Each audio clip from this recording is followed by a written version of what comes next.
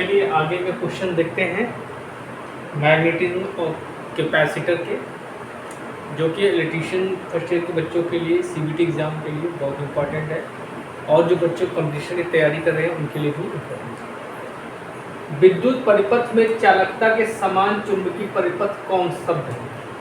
ठीक है, कह रहा है कि विद्युत परिपथ में जैसे चालकता होती है वैसे ही चुंबकीय परिपथ में कौन सा होता है जो चालकता के समान होता है। ठीक है, देखिए हम सबका बता देते हैं आपको। ये आपका होगा इलेक्ट्रिक सर्किट, सबका बता दे रहे हैं आपको, सुन में आ जाएगा। इलेक्ट्रिक सर्किट, एक होता है मैग्नेटिक सर्किट।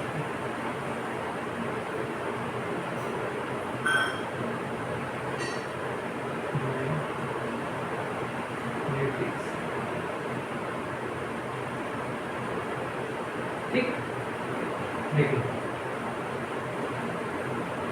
देखिए इलेक्ट्रिक सर्किट में पहले क्या होता है आपका, करंट होती है। क्या होती है? करंट। इसका मात्रक एम्पीयर। ठीक, मैग्नेटिक सर्किट में क्या होता है बेटा, आपका फ्लक्स होता है। क्या होता है? फ्लक्स होता है। इसका मात्रक क्या होता है? वेबर होता है। ठीक, दूसरा इसमें रेजिस्टेंस होता है।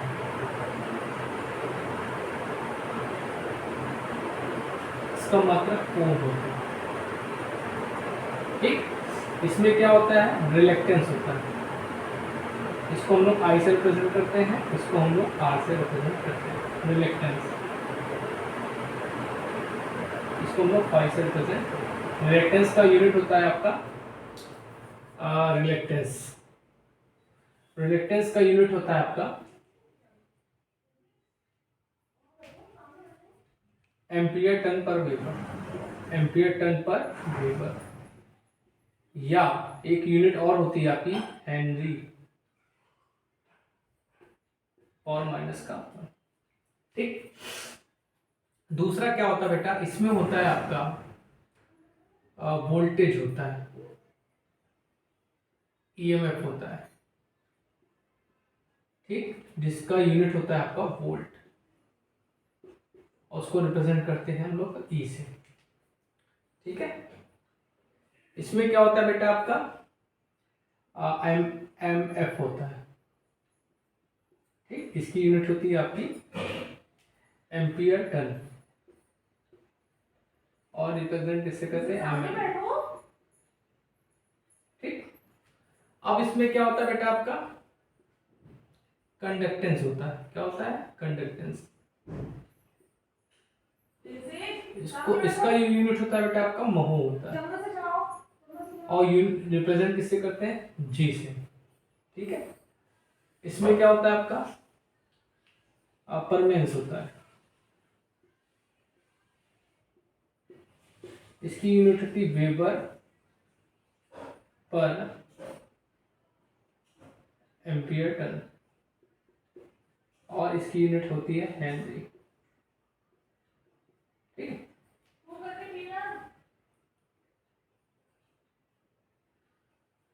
हाँ गर्मी बहुत हो रही बेटा। के बाद इसमें होता है आपका रेजिस्टिविटी। रेजिस्टिविटी, ठीक, इसमें क्या होता है आपका रिलेक्टिविटी होती है।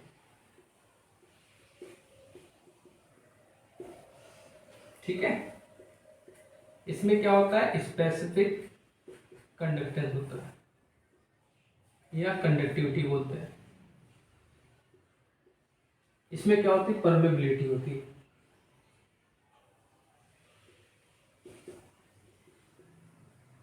ठीक है, नोट कर ली। तो इसमें आंसर क्या हो जाएगा आपका? चालकता समान आपका परमेंस हो जाएगा। नोट कर लीजिए।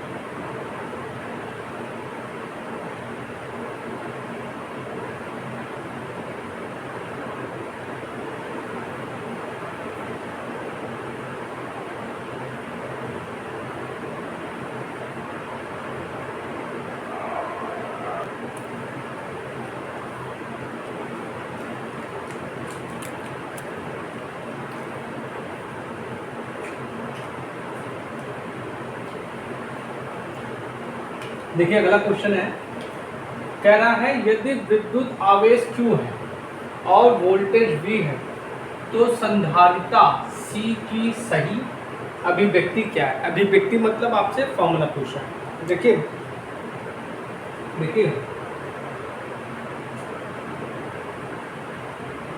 क्या होता है कि Q is directly proportional to V होता है, ठीक। मतलब जो चार्ज होता है वोल्टेज के डायरेक्टली प्रोपोर्शनल होता है। नहीं, V is directly proportional to Q, ठीक। क्यों होता है? जैसे मान लीजिए किसी भी हम किसी में जब वोल्टेज सप्लाई देते हैं तो उसमें चार्ज फ्लो होते हैं। जब चार्ज फ्लो होते हैं तो उसके डायरेक्शन में क्या होते हैं, आपके करंट फ्लो होती है, ठीक है। तो यहाँ से क्या होगा कि V is directly proportional to Q। अब जब इस डायरेक्टली प्रोपोर्शनल को हटाते हैं तो एक लगाते हैं कांस्टेंट, जिसको बोलते हैं KQ। जो K होता है वो होता है C आपका, ठीक है। तो ये हो जाएगा आपका CQ, ठीक।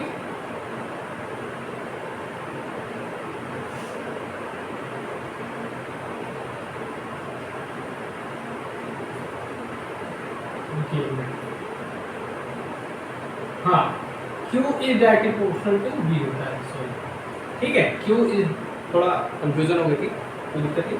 Q is directly proportional to V होता है। तो जब इसको हम हटाते हैं तो क्या होगा, Q टाइम्स V होता है, ठीक। और जो K होता है, K की जगह हम लोग क्या लगाते हैं, C। तो Q इक्वल टू CU, ठीक है। Q इक्वल टू CU, ठीक। तो Q इक्वल टू CV तो दिया नहीं उन्होंने, C equal to Q by V दिया है, C को दिया है। तो यहाँ से अगर हम C की वैल्यू निकालें तो क्या हो जाएगा, Q अपॉन V हो जाएगा। तो Q अपॉन V, तो आपका पहला ऑप्शन बिल्कुल सही है। अच्छा, जो आपका कैपेसिटर होता है, ठीक है, उसमें जो एनर्जी स्टोर होती है उसका फॉर्मूला भी कभी कभी आपसे पूछेगा। तो ये होता है U इक्वल टू 1/2 QV, ये होता है। और Q इक्वल टू क्या होता है, एक तो ये फॉर्मूला हो गया आपका, U इक्वल टू 1/2 QV हुआ, ठीक। और सिंस हम लोग क्या जानते हैं, हम लोग जानते हैं लेकिन पढ़ना को नहीं चाहता, तो Q इक्वल टू क्या होता है, CV होता है। Q इक्वल टू CV होता है। तो ये बेटा बहुत ज़्यादा डार्क चलेगा, ठीक है। Q इक्वल टू CV होता है, ठीक। तो यहाँ पे अगर हम Q की जगह CV रख दें तो क्या हो जाएगा, एनर्जी स्टोर फॉर्म में क्या हो जाएगा, 1/2 CV स्क्वायर।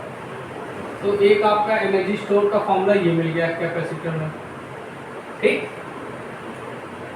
और अगर हम यहाँ पे हमने Q की लिखा, अगर यहाँ पे V की लिखा है तो क्या हो जाएगा, Q बाई C हो जाएगा। तो रखिए, तो U इक्वल टू आपका क्या हो जाएगा, 1/2 Q into Q by C। तो ये फॉर्मूला आपको क्या मिल गया, 1/2 Q स्क्वायर बाई C। तो बेटा ये तीन फॉर्मूले होते हैं जो कैपेसिटर में एनर्जी स्टोर होती है, उसका ये तीन फॉर्मूला है, इसको भी नोट कर लीजिएगा, तो बहुत इंपॉर्टेंट है।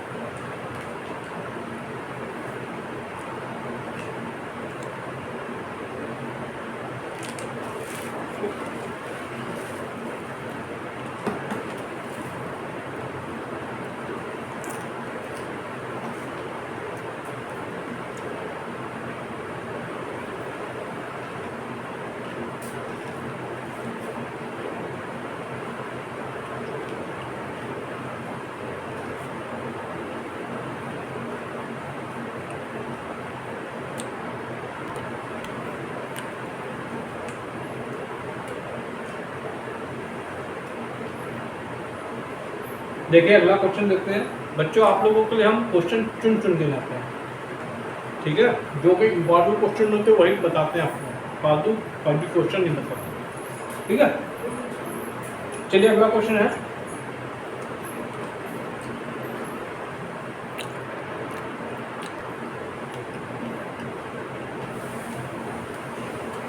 कौन सी विद्युत मात्रा सीधे भंवर धारा के समानुपाती होती है? जब आपको भंवर धारा का फॉर्मूला पता होगा बच्चों, तभी इसका आप आंसर दे पाओगे, ठीक है, नहीं तो नहीं दे पाओगे। देखिए भंवर धारा क्या होती है कि जब मेटल क्या होती है, मेटल में रेजिस्टेंस की वैल्यू कम होती है। मेटल में रेजिस्टेंस की वैल्यू कम होने के कारण कि उसमें सतहों पे रेजिस्टेंस की वैल्यू कम होती है, जिसके कारण करंट क्या होती है उनकी सतहों पे फ्लो होने लगती है, ठीक। जिसके कारण क्या होता है, वो अपना एक मेटल के सरफेस एक जाल बना लेती है, ठीक है, जिसको हम लोग क्या बोलते हैं, भंवर धारा, ठीक। अब देखिए भंवर धारा का फॉर्मूला क्या होता है। देखिए भंवर धारा का फॉर्मूला होता है WE = KE, ठीक है, B max square F square T square B।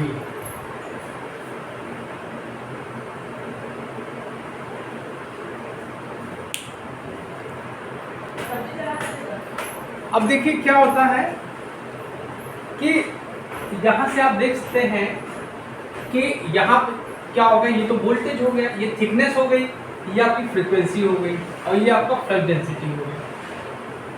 तो वोल्टेज, ठीक है, तो इसमें आंसर क्या होगा, इसमें आंसर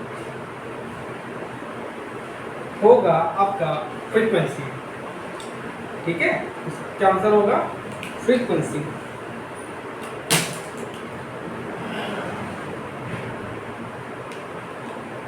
क्या होगा आपका, फ्रीक्वेंसी होगा, ठीक। मतलब जो आपकी WE होगी वो क्या होगी, फ्रीक्वेंसी के डायरेक्टली प्रोपोर्शनल होगी। तो इसमें आंसर क्या हो जाएगा आपका, ये आंसर हो जाएगा। अब देखिए भंवर धाराओं को कम करने के लिए हम लोग लैमिनेशन का प्रयोग करते हैं। क्या करते हैं, लैमिनेशन का प्रयोग करते हैं। जो मशीनें होती हैं उनमें हम लोग भंवर धाराओं को कम करने के लिए लैमिनेशन का प्रयोग करते हैं, जिसके लिए क्या करते हैं हम लोग, वार्निश का प्रयोग करते हैं। किसका, वार्निश। अच्छा, और एक होती है आपका हिस्टैरिसीस लॉसेस।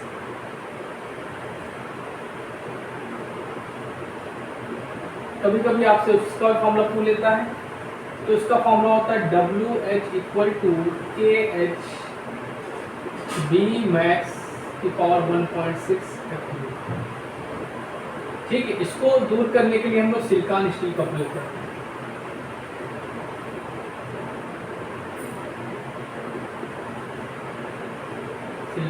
सिलिकॉन स्टील में स्टील जो होती है आपकी 93% होती है, जो सिलिकॉन होता है 7%।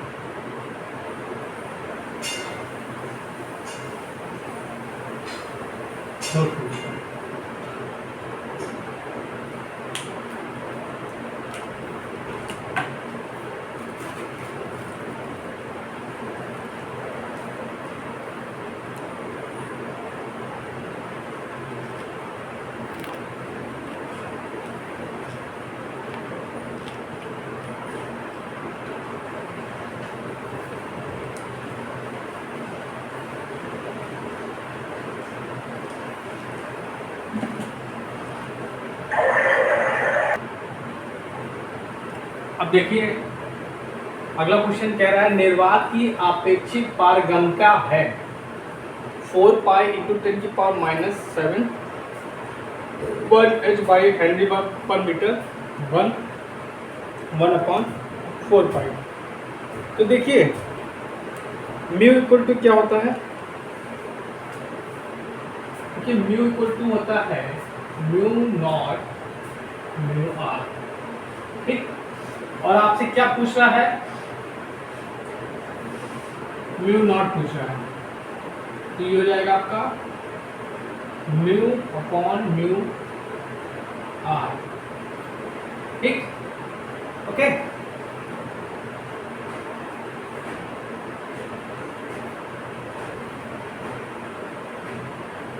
ये आपसे μr पूछ रहा है, ठीक।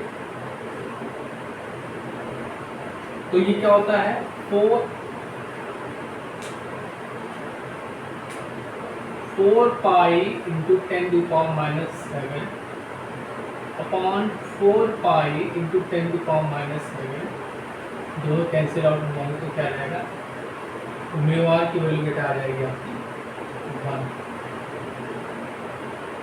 इसमें आंसर क्या हो जाएगा आपका, नोट कर लीजिए, बहुत इंपॉर्टेंट क्वेश्चन है।